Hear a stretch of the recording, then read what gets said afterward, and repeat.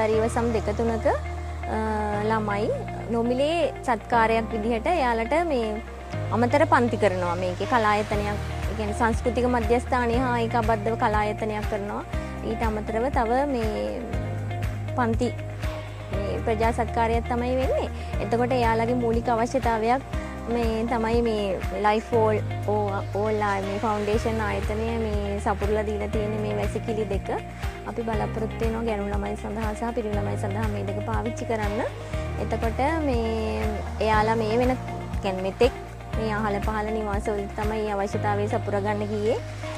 එතකොට මේක ලොකු මේ පිටිවහලක් වෙනවා මේ ළමයින්ගේ අධ්‍යාපන කටයුතු සහ ඒගොල්ලන්ගේ ඒ අනිකුත් අවශ්‍යතා සපුරා ගැනීම වෙනුවෙන් ඒකට මේ දායකත්වයේ සැපූ මූල්‍යමය දායකත්වයේ ශ්‍රමය ගමේ අය. එතකොට ගොඩක්ම ස්තුතිවන්ත වෙනවා ලයිෆ් ෆෝ ඕල් ෆවුන්ඩේෂන් ආයතනයට මේ ප්‍රජා සත්කාරය වෙනුවෙන් දායකත්වයේ සැපුවට. දැන් අපිට මේ දෙක ඉදි කරන්න අවශ්‍ය හැම දෙයක්ම ලැබලා දුන්නා. ඒ වගේම ඒගොල්ලන් අධීක්ෂණ කටයුත්තකුත් කරා.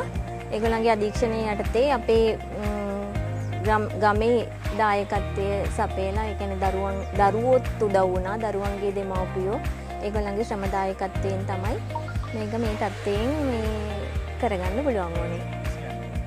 මම වාසනාත්තු කෝරළ ආපදා සහන සේවා නිලධාරී මිල්ලණිය ප්‍රාදේශීය ලේකම්කාරී.